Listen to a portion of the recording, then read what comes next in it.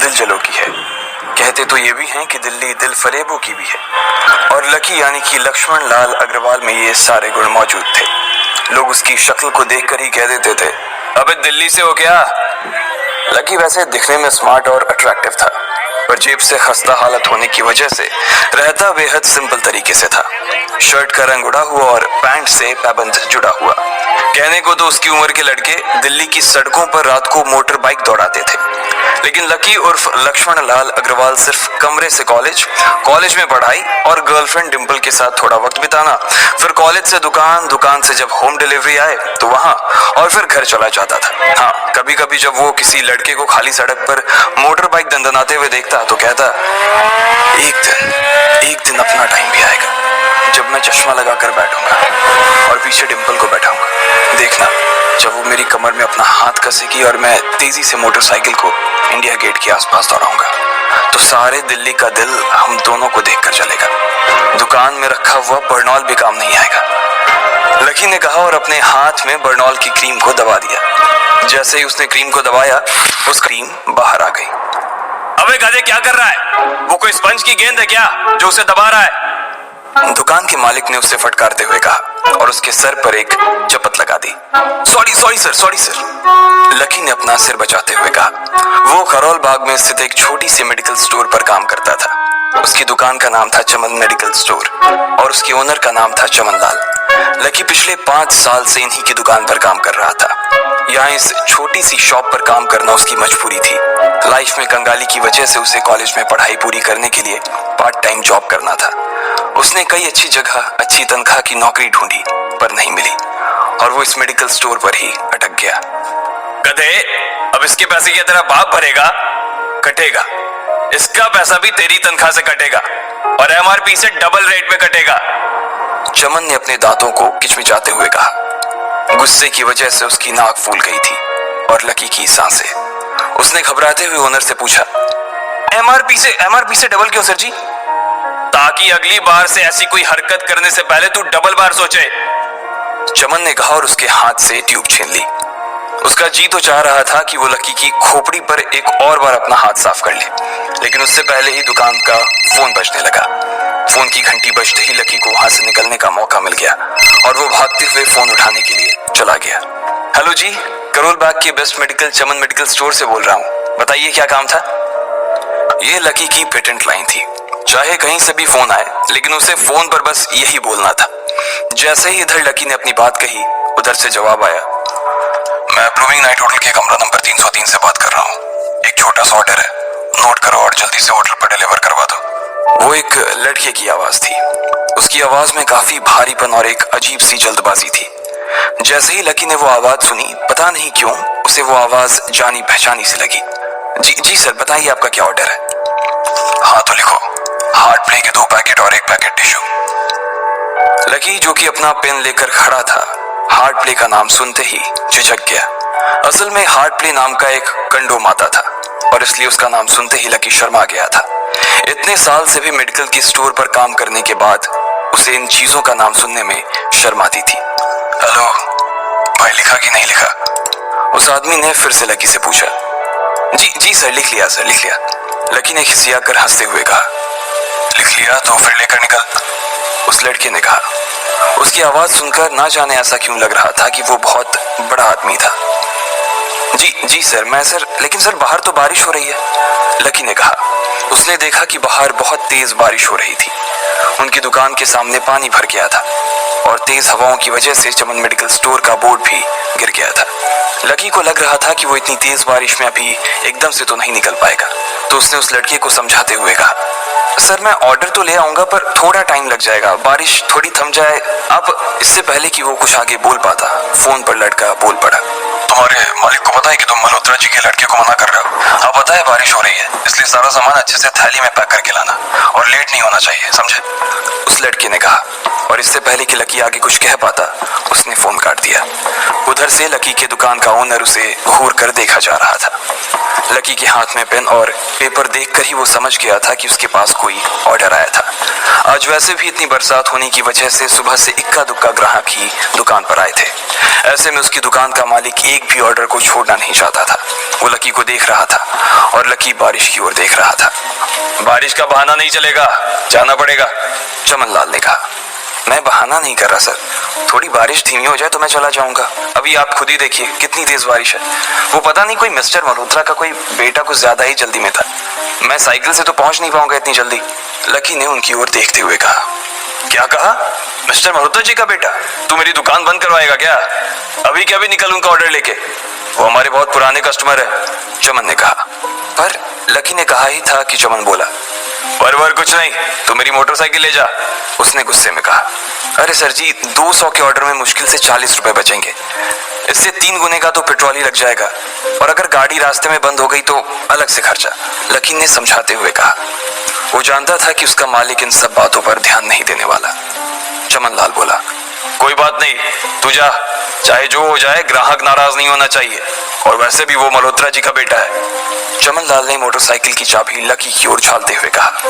Lucky ने चाबी ली, उसे देखकर उसके अंदर मिक्स फीलिंग आ गई। एक तो वो बहुत खुश हुआ कि बड़े दिनों बाद बाइक चलाने को मिलेगी, पर वहीं दूसरी तरफ दुखी इसलिए हुआ कि बाइक मिली भी तो ऐसी तेज बारिश में, अगर खराब हो गई तो इसकी चपत भी उसके सिर पर ही पड़ेगी। वो मुंह लटकाकर रेनकोट और हेलमेट पहनते हुए वहां से निकल गया। बाहर आकर बाइक को देखा तो लकी ने मन में सोचा, चलो ठीक है, जो होगा देखा जाएगा, कम से कम बाइक तो चलाने को मिल रही है। दरअसल लकी इतने साल काम करने के बाद भी अपने लिए एक मोटरसाइकिल नहीं ले पाया था। लकी की तनख्वाह ही इतनी भर थी कि सिर्फ उसके कमरे का किराया, उसकी साइकिल में डालने वाली हवा का खर्च, बिजली पानी का बिल और डिम्पल के साथ महीने में 1-2 बार बाहर खाने का खर्चा ही निकल पाता था। उसे डिम्पल की कही बात अक्सर याद आती थी। लकी, अगर अगले 2 महीने में तूने बाइक नहीं खरीदी ना तो मैं तेरे से ब्रेकअप कर लूंगी, देखना। असल में डिम्पल को लकी के साथ बाइक पर घूमने की बड़ी तमन्ना थी। लकी की इस उजाड़ जिंदगी में एक वही तो थी जिसके लिए जिंदा रहने को उसका जी चाहता था। जब भी वो उससे बाइक की बात करती तो लकी डिम्पल की इस बात को हंस कर टाल देता था। वो अपने मन में इस बात को अच्छे से जानता था कि डिम्पल उससे बहुत प्यार करती थी और वो उसे कभी छोड़ कर नहीं जा सकती थी। वो दोनों एक दूसरे में ऐसे घुले मिले थे जैसे बादल बरसात में घुल जाती है। लकी को डिम्पल बहुत पसंद थी और वो उसके लिए दुनिया जहां की खुशियां खरीद कर ला देना चाहता था। वो चाहता था कि एक दिन वो डिम्पल को प्लेन में बैठाए, लेकिन उसके ये सब ख्वाब इस कम तनख्वाह की नौकरी की वजह से कभी पूरे नहीं होने वाले थे। पर आज उसके पास एक मौका था। वो डिम्पल को अपने साथ इस बारिश में राजपथ घुमाना चाहता था। वो उसे दिल्ली दिखाना चाहता था। चमनलाल को देने के लिए उसने पहले से ही बहाना सोच रखा था। बस जल्दी से वो ये डिलीवरी देकर सीधे डिम्पल के पास ही जाने वाला था। उसने होटल ब्लूमिंग नाइट के बाहर मोटर बाइक पार्क की और सीधे होटल के अंदर चला गया। लकी ने रिसेप्शन पर पहुंचकर नमस्ते करते हुए रिसेप्शनिस्ट को बोला, जी मैं चमन मेडिकल स्टोर से आया हूँ, रूम नंबर 303 का ऑर्डर था सर। रिसेप्शन पर खड़ा आदमी उसके हाथ में काली थैली को देखकर समझ गया था कि उसमें क्या था और वो मंद ही मंद मुस्कुराते हुए बोला, 3rd फ्लोर पर है, लिफ्ट से चले जाओ, रेनकोट यहीं उतार देना। जैसा उस आदमी ने कहा लकी ने ठीक वैसा ही किया और लिफ्ट में चढ़ने के कुछ ही देर बाद वो 3रे माले पर पहुंच गया था। वो रूम नंबर 303 के बाहर पहुंचा और उसने डोरबेल बजाई। जैसे ही दरवाजा खुला लकी ने थैली आगे बढ़ाते हुए कहा, नमस्ते, मैं चमन मेडिकल स्टोर से लकी, आपका। इससे पहले कि लकी आगे कुछ कह पाता उसकी आंखें फटी की फटी रह गई थी। उसने अपने सामने जो देखा उसके बाद उसे ऐसा लगा कि बंद छत के नीचे भी उसके ऊपर आसमान से आकर एक जोरदार बिजली गिर गई थी।